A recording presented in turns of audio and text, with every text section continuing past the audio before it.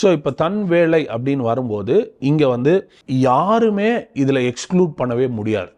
Brother, நான் வந்து வேலைக்கே போகிறதில்ல, நான் வீட்டில் தான் இருக்கிறேன், நான் போய் என்னத்தை பண்ணுறது? நான் சொல்கிறேன், ஹவுஸ் ஒய்ஃபாக இருக்கிறீங்களா, நான் சொல்கிறேன், மற்ற வேலையை விட you are building your house, you are building your home. நீங்கள் உங்கள் வீட்டை கட்டிகிட்டு இருக்கிறீங்க, மிகப்பெரிய வேலையை நீங்கள் செய்கிறீங்க.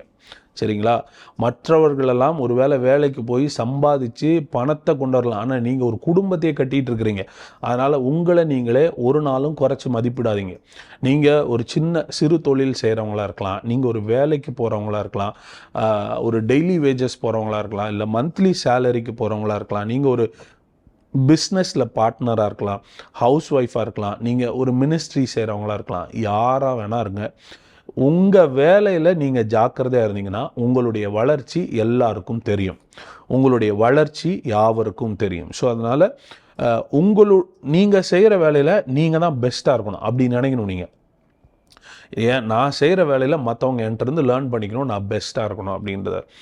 ரைட். ஸோ அதை பற்றி தான் இன்றைக்கி சில நடைமுறையான சில காரியங்களை உங்களோட நான் பேசணும்னு நினைக்கிறேன், உங்களுடைய வளர்ச்சிக்கு உதவும்படி. ரைட். ஃபர்ஸ்ட், வளர்ச்சியையும் வெற்றியும் நீங்கள் என்ன செய்யணும்னா, யூ ஷுட் ட்ரீம்.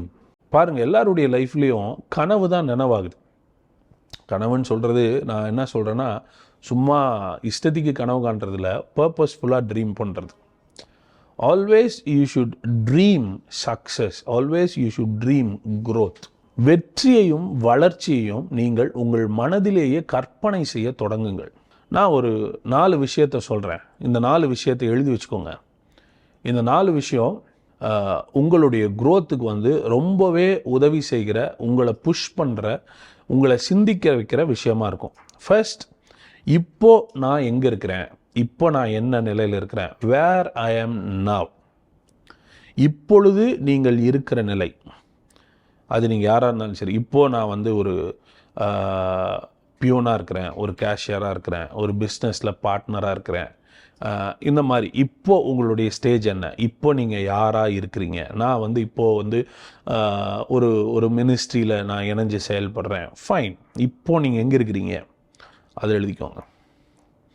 அடுத்தது, 2வது, எங்கே போக விரும்புகிறீர்கள், where do you want to go.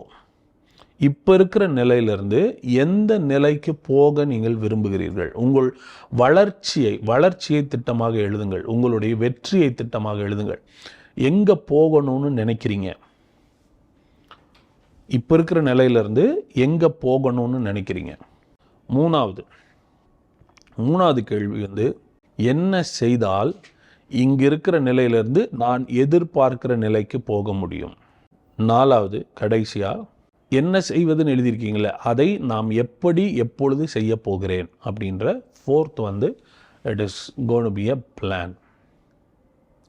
So நான் எங்கே இருக்கிறேன், என்னுடைய கோல் என்ன, என்னுடைய இலக்கு என்ன, அந்த இலக்கை அடைவதற்கு என்ன செய்தால் அடைய முடியும். 4வது, எப்படி அதை செய்ய போகிறோம், திட்டமிடுதல். இந்த விஷயங்கள் வந்து உட்கார்ந்து யோசித்து நீங்கள் வந்து இதை சீரியஸாக எடுத்தீங்கன்னா உங்களுடைய வளர்ச்சி யாரும் தடுக்கவே முடியாது.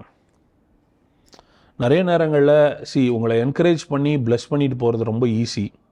உங்களை ஆசீர்வதிச்சுட்டு கர்த்தர் உங்களை இப்படி, கர்த்தர் சொல்கிறதெல்லாம் உண்மை தான், ஆனால் நீங்கள் செய்ய வேண்டியதை சிலதை எக்ஸிக்யூட் பண்ணணும். சரிங்களா?